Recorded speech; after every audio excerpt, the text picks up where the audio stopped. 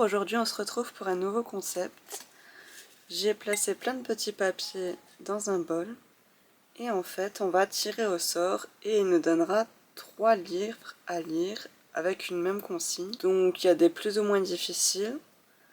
Je pense enlever un papier une fois qu'il aura été utilisé 3 fois. J'en rajouterai de temps en temps bien sûr parce que sinon ça va un peu s'appauvrir au fur et à mesure.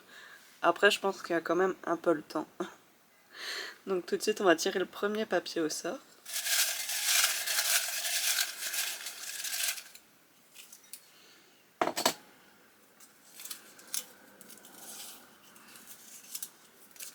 Et on est sur 3 livres avec une couverture orange. Voilà, là vous voyez bien.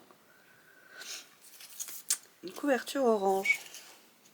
Ben, on va aller chercher ça.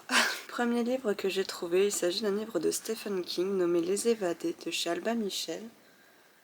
On est sur un homme qui a été condamné à la prison après le meurtre de sa femme et son amant.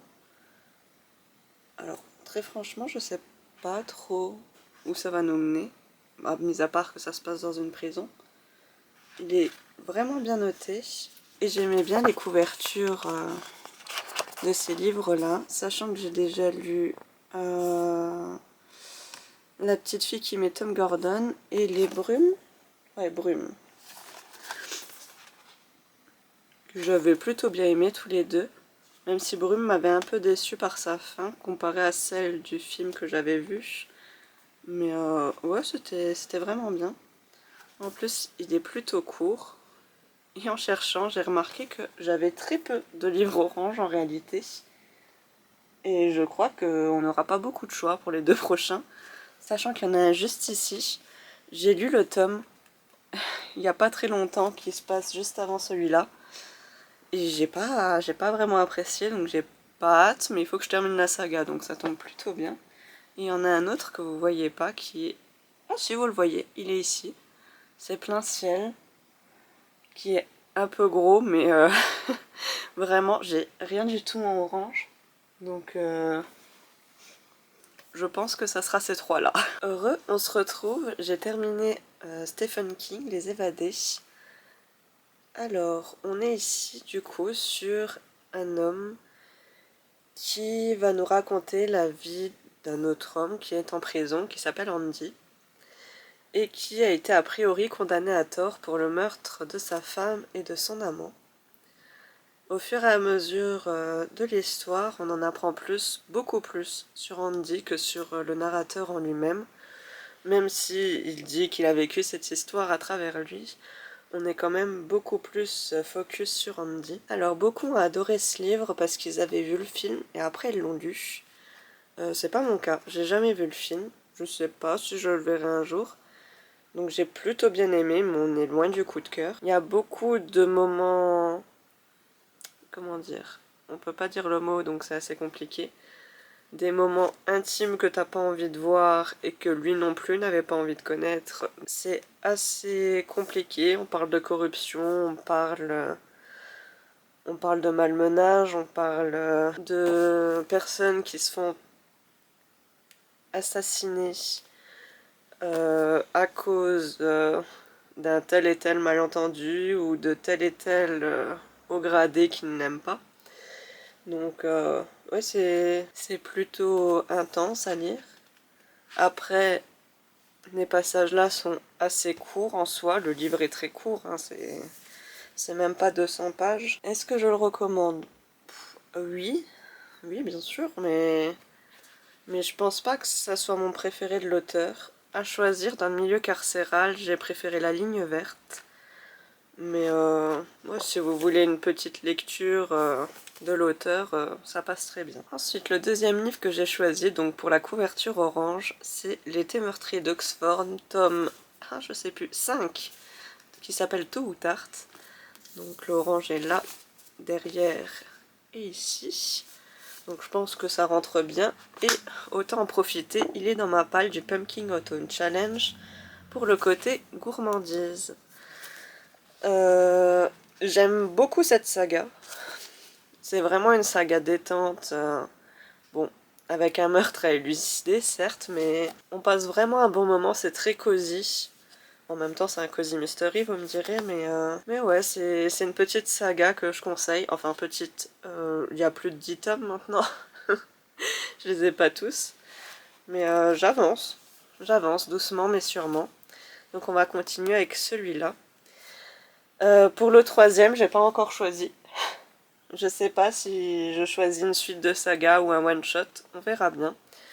Donc je vais aller commencer cette lecture et on se revoit bientôt. Heureux, on se retrouve, je suis à 108 pages, donc à peu près à 30% du bouquin. J'ai lu la partie là. On commence avec Gemma qui doit se rendre à des festivités tôt le matin avec sa meilleure amie à Oxford. Mais malheureusement, un jeune homme va tomber du pont et on va se rendre compte qu'il a été poignardé. Donc après avoir été poignardé, une amie de la pâtissière de Gemma est accusée et donc la pâtissière lui demande de trouver le coupable comme elle l'a déjà fait dans les précédents tomes, sachant que en ce moment sa relation avec Devlin ne va pas bien. Elle a l'impression qu'il la trompe parce il est souvent absent. Il annule très souvent ses rendez-vous. Il a certes beaucoup de travail, mais elle commence à se poser des questions. Il y a un manque évident de communication là-dessus, mais on est au début, on ne sait pas ce qu'il fait, on ne sait pas s'il prépare quelque chose. Là, j'en suis à peu près au moment où elle va chez lui faire une surprise, et en fait, ben, il n'est pas là alors qu'il était censé y être. Et elle se pose encore plus de questions. Donc je vais continuer à avancer. J'aimerais bien lire 100 pages aussi aujourd'hui. Je pense que c'est faisable. Après, on va voir. Et puis je pense qu'on va se laisser là. Heureux tout le monde. Alors je reviens vers vous parce que j'ai terminé L'été meurtrier d'Oxford, tome 5, tôt ou tard, de H.Y. Hannah, il me semble. Et c'est auto-édité. Je l'avais pas dit, maintenant c'est dit. Et donc, je m'étais arrêtée où je vous disais qu'elle avait des problèmes avec son petit ami. Et donc j'ai poursuivi et j'ai trouvé l'enquête un petit peu fade dans ce tome. Alors il y a des moments où j'ai éclaté de rire. À un moment, Gemma va à une séance découverte d'un sport avec les vieilles chouettes. Et c'était incroyable. J'avais tellement envie de voir en vrai ce moment. Mais franchement... Mis à part ça, on découvre le meurtrier. J'y avais pensé, mais je trouve un peu... Ouais, ok, c'est ok. Mais franchement, je le trouve en dessous des tomes d'avant. Surtout sa relation avec Devlin qui pose lui des questions, communique, fait quelque chose. Elle le dit à la fin du tome, je vais lui demander. Je vais enfin lui poser des questions. Mais fais-le avant. Je sais pas, avant. Communique, c'est ton copain. Bref, ça me dépasse un peu.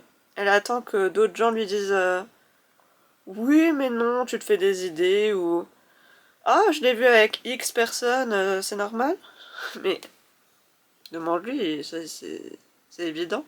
Et apparemment, j'ai lu que dans le prochain, le tome 6, je sais plus comment il s'appelle. Je sais plus. Et il n'y a pas marqué. Non, il n'y a pas marqué. Je sais plus. Mais apparemment, on se focus sur la relation Devlin-Gemma. Et j'ai un peu la flemme. J'avoue que j'aime pas trop le couple. En soi, oui, j'aime pas trop le couple depuis le début. Donc ouais, un peu la flemme. Mais bon. Et donc au troisième livre, avec une couverture orange. Et j'ai choisi encore une suite de saga, même si j'aurais préféré prendre... j'aurais largement préféré prendre un plein ciel. J'ai pris le tome 5. Oui, hein. Oui. Le tome 5 de la saga éternelle de Alyson Noël qui s'appelle Une étoile dans la nuit. J'ai poursuivi cette saga. J'avais acheté tous les tomes d'un coup. pire idée parce que du coup, une fois que j'ai acheté, je veux lire jusqu'à la fin. Il y a des fois où j'abandonne, mais rarement avec les sagas. Pourquoi, je ne sais pas. Ever a mis fortement en colère son ami Haven, qui n'est plus son ami d'ailleurs. Bah forcément, elle veut se venger. Comment dire que... On souffle. On souffle fort. C'est... C'est plat, Ever me saoule, elle fait des beaux discours. Pour rien, forcément, ça marche pas tes discours. Evan a le don pour s'énerver tout le temps. Et là... Ah bah c'est quelque chose, hein. Ever lui dit que ce n'est pas sa faute ce qui s'est passé, que c'est Jode qui a fait la boulette, que elle est désolée, tout ça, et bien sûr, elle s'en fout. Bien sûr qu'elle s'en fout, c'est Evan. Et très franchement, alors là vous entendez Aqua qui lèche sa gamelle. On va attendre. Du coup vous entendez sûrement Aqua parce qu'elle s'est mise à jouer, toute seule, comme une grande. Donc, oui. À mon avis, ça va être comme ça jusqu'à la fin du livre, mais j'ai pas envie. J'ai pas envie, forcément.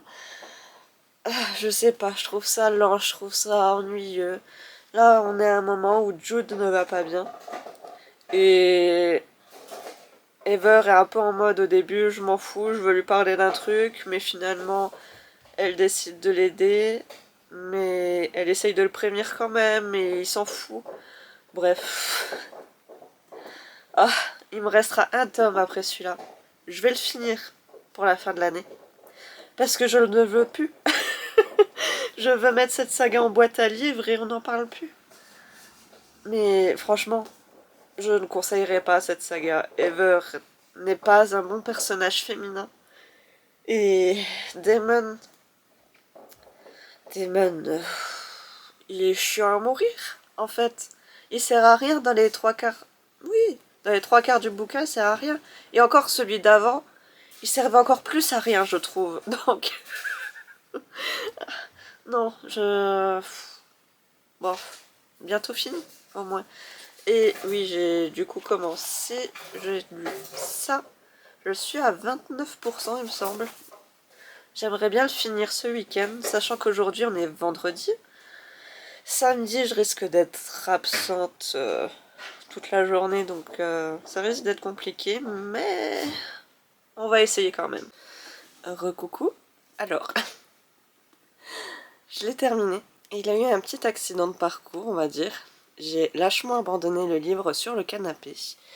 Et Aqua a décidé de le manger un tout petit peu.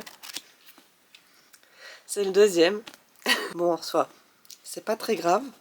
Mais j'espère que le fameux jamais 203 n'arrivera pas.